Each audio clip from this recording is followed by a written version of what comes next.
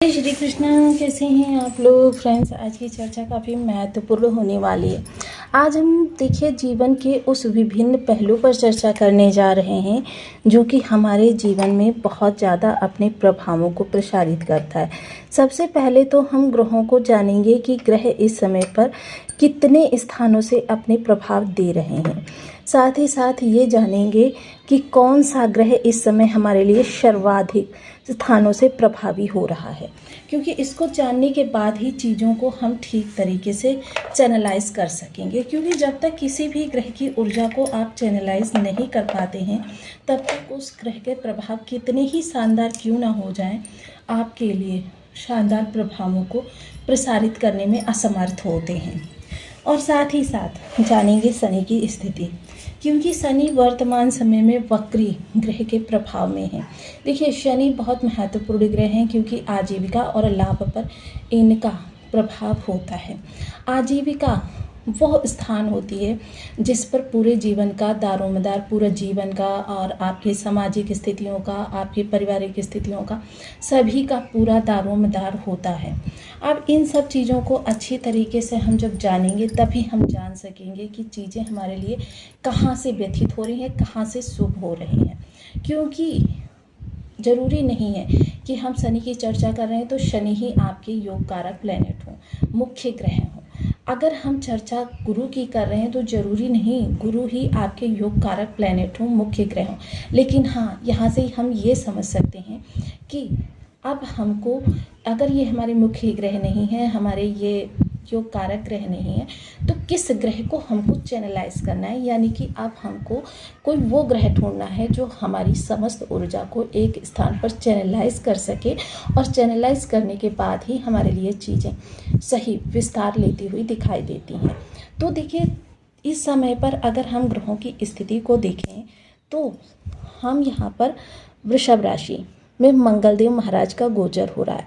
मंगलदेव महाराज, क्योंकि लग्न के बारे में मैंने आपको पहले भी बताया है कि लग्न में बैठा हुआ ग्रह समस्त 12 भावों को प्रभावित करता है।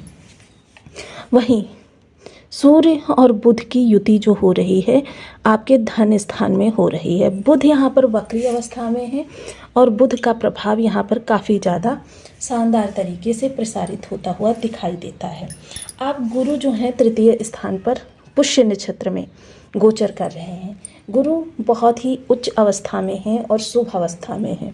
इस अवस्था को अगर सही तरीके से हम चैनलाइज कर लें तो हमारे लिए काफ़ी महत्वपूर्ण स्थिति आ सकती है। शुक्र और केतु की युति हमारे चतुर्थ स्थान से बन रही है। राहु देव विद्यमान हैं हमारे दशम स्थान पर, जहाँ पर कि एक कारक भी होते हैं, दिग्बली भी होते हैं। वहीं शनि देव महाराज हमारे लाभ स्थान में विद्यमान हैं। अब बहुत महत्वपूर्ण है सबसे पहले इन ग्रहों के हमको नक्षत्र के बारे में जानना। मंगल का इस समय जहाँ रोहिणी नक्षत्र से गोचर हो रहा है, रोहिणी नक्षत्र बहुत ही सौम्य नक्षत्र माना जाता है और इसका जो प्रभाव मंगल के लिए है, मंगल की प्रचंडता यानी अग्नि ताप में शीतलता, मरहम का लेप करने का कार्य करेगा। वहीं बुध का जो गोचर हो रहा है वो वर्तमान समय में ये देखा जाए तो इस समय पुनर्वसु नक्षत्र से गोचर कर रहे हैं। पुनर्वसु नक्षत्र जो कि गुरुदेव का नक्षत्र है, ये चीज़ों के बिगड़ने पर उन्हें संभालने के लिए जाना जाता है। सूर्य का भी नक्षत्र वर्तमान समय में रोहिणी नक्षत्र से हो रहा है। स्वयं के नक्षत्र कृतिका से निकलकर सूर्यदेव ने रोहिणी में प्रवेश किया। अब एक चीज़ यहाँ पर ध्यान दीजिए, दोनों ही क्रूर ग्रह, क्योंकि मंगल और सूर्य क्रूर ग्रहों की श्रेणी में रखे जाते हैं। अब क्रूर ग्रह क्या होता है, चीज़ों को धीरे धीरे नहीं, मान लीजिए कोई भी आपका, जैसे मान लीजिए बिजनेस है या फिर आपकी जॉब है, उसमें जो धीरे धीरे उतार चढ़ाव आते हैं उनमें एक आस बंधी रहती है कि हाँ चीज़ें आज नहीं तो कल सही हो जाएंगी, अभी नहीं रास्ता मिला है तो कल मिल जाएगा। लेकिन अगर उस स्थान पर मंगल या सूर्य का प्रभाव होता है तो क्या होता है, चीज़ें झटके के साथ इतनी ज़्यादा बिगड़ जाती हैं कि आपकी वो जो आश होती है वो उसी स्थान पर ध्वस्त हो जाती है। गुरु का जो गोचर हो रहा है वो पुष्य नक्षत्र के अंतर्गत हो रहा है। पुष्य नक्षत्र स्वामी शनिदेव और गुरुदेव दोनों ही यहाँ पर अपना प्रभाव दे रहे हैं। शुक्र का जो गोचर हो रहा है वो फिर से रोहिणी नक्षत्र में हो रहा है और केतु का नक्षत्र स्वयं के नक्षत्र मघा है। नवमांश के माध्यम से अन्य ग्रहों का 30% प्रभाव रहेगा, लेकिन जो सर्वाधिक प्रभाव स्वयं का रहेगा, यानी शक्तिशाली अवस्था है। राहु का जो गोचर है वह शतभिषा 100 लक्ष्य को एक साथ भेदने की ताकत वाला नक्षत्र शतभिषा। यहाँ पर भी नवमांश के माध्यम से 30% अन्य ग्रहों का प्रभाव रहेगा, लेकिन महत्वपूर्ण प्रभाव राहु का स्वयं का है। शनि देव महाराज जो कि वर्तमान समय में रेवती से गोचर कर रहे हैं। रेवती जो नक्षत्र है वो काफ़ी महत्वपूर्ण नक्षत्र है, बुध देव का नक्षत्र है। शनि आजीविका के कारक होते हैं और बुध बुद्धि के कारक होते हैं, यानी आजीविका में बुद्धि का प्रयोग। तो मोस्टली ये वक्री हो चुके हैं बुधदेव महाराज, तो इसका प्रभाव अब नक्षत्रगत माध्यम किस तरीके से शनि पर पड़ता हुआ देखा जाएगा, क्योंकि महत्वपूर्ण होती है आजीविका। अब यह आजीविका आपके किस तरीके से आगे बढ़ेगी, इस पर चर्चा करेंगे। बने रहें हमारे साथ इस वीडियो में, एंड तक आपको बहुत कुछ जानने के लिए मिलेगा। वीडियो बहुत ज्ञानवर्धक होने वाला है। ये आपके लग्न में कुंडली के प्रथम भाव में 2 नंबर बना हुआ है, तो ये राशिफल आपके लिए। कुंडली में कहीं भी चंद्रमा के साथ 2 नंबर बना हुआ है, तो ये राशिफल आपके लिए। कुंडली ना होने की स्थिति में आप इसी नाम राशि से भी देख सकते हैं। यदि अभी तक आपने अपने इस चैनल को सब्सक्राइब नहीं किया है तो प्लीज़ सब्सक्राइब कर लीजिए, वीडियो को लाइक कर दीजिए, चैनल को शेयर कर दीजिए।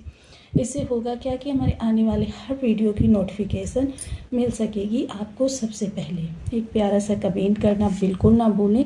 कमेंट से हमें बहुत मोटिवेशन मिलता है, हौसला मिलता है, और ये पता चलता है कि आप और क्या जानना चाहते हैं। शनि देव महाराज देखिए विशेष तो यहाँ पर बहुत अच्छा प्रभाव दे रहे हैं, क्योंकि जब ये स्थिर स्थान पर आए थे तो कहा गया था इन्होंने लौह पाए से गोचर किया है। अब लौह पाए को अगर वैदिक हिसाब से देखें तो बहुत उत्तम माना जाता है शनि के लिए, लेकिन यहाँ पर ये भी देखना होता है कि ग्रह कारक किस चीज़ का है।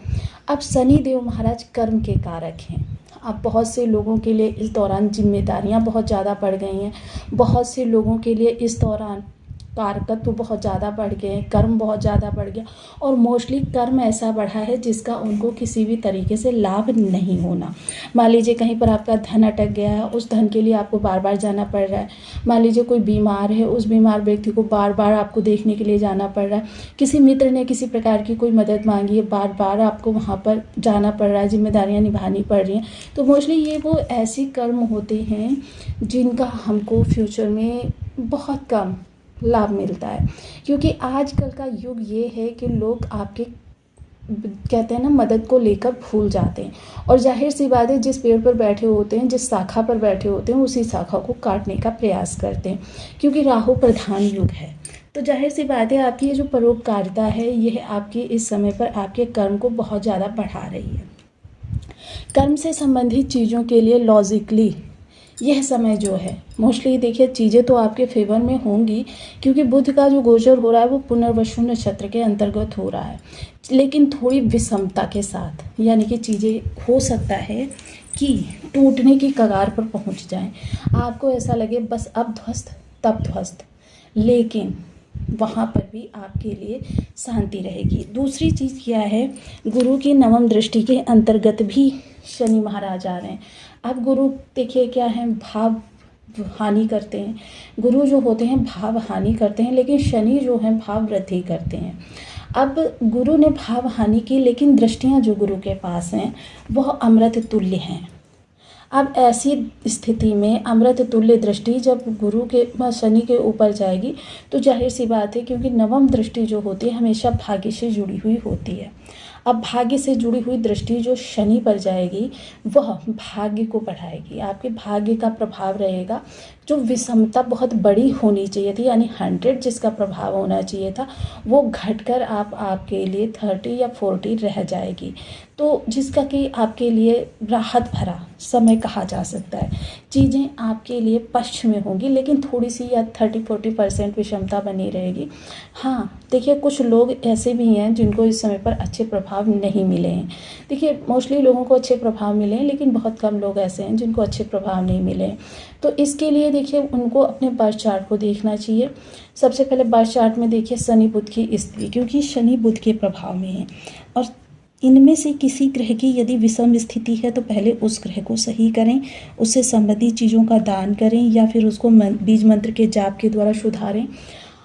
अगर ये भी नहीं है तो फिर अपने कर्मास पर ध्यान दें। बुध किन चीज़ों से खराब होते हैं? झूठ बोलने से। बहुत से लोगों को मैंने देखा है वो बात बात पर झूठ बोलते हैं। मान लीजिए वहाँ पर कोई उनका नुकसान भी नहीं हो रहा, फिर भी वो आम बातचीत में ज़्यादातर झूठ का प्रयोग करते रहते हैं, जिससे क्या होता है, उनके बुध खराब हो जाते हैं। बुध का खराब होने का सीधा सीधा प्रभाव आपकी बुद्धि पर पड़ता है। बुद्धि राहु से जुड़ी हुई है। अब राहु पर भी इसका निगेटिव इफेक्ट पड़ गया तो जाहिर सी बात है, हम कामना कर रहे हैं लाखों की और प्रयोग कर रहे हैं जीरो का, तो हमको किस तरीके से मिलेगा। वहीं दूसरी ओर इस समय विषमता जो सबसे बड़ी निकल कर आ रही है, वो कहाँ से निकल कर आ रही है? देखिए, मंगल बहुत अच्छी पोजीशन में है, लेकिन शनि की तृतीय दृष्टि में भी है। अब इस दृष्टि को हमने देखा कि मंगल पर शनि की दृष्टि, जो कि मंगल के प्रभाव को प्रचंडता में बदल रही है। मंगल देखिए शक्तिशाली हैं और बहुत अच्छे प्रभाव देते हैं, लेकिन यही मंगल थोड़े से भी विषम हो जाएं तो उद्दंडता को बढ़ा देते हैं, दिशाहीन आपको कर देते हैं, आपको वो दिशा नहीं प्राप्त होने देते, यानी कि आपके क्रोध को बढ़ाएंगे। क्रोध में कहते हैं ना, व्यक्ति अपने पैरों पर कुल्हाड़ी मारना, वो चीज़ें करने लगता है। भावावेश में, जोश में ऐसे कार्यों को कर जाता है जिसकी कि उसको फ्यूचर में हानि ही उठानी पड़ती है। तो इन चीज़ों से सतर्क रहें। शनि से संबंधित कुछ उपाय करते रहें, आपको लाभ प्राप्त होगा। शनि से संबंधित उपायों में सबसे पहले तो आपके लिए कहूँगी कि आप अपने कहीं पर भी कौओं को भोजन कराना प्रारंभ कर दीजिए।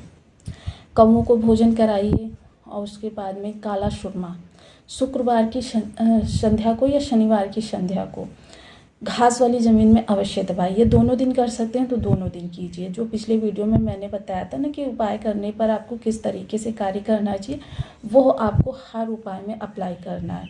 यानी घर से निकलते वक्त से लेकर घर में वापस आते वक्त तक आपको किसी से किसी भी प्रकार की कोई भी बात नहीं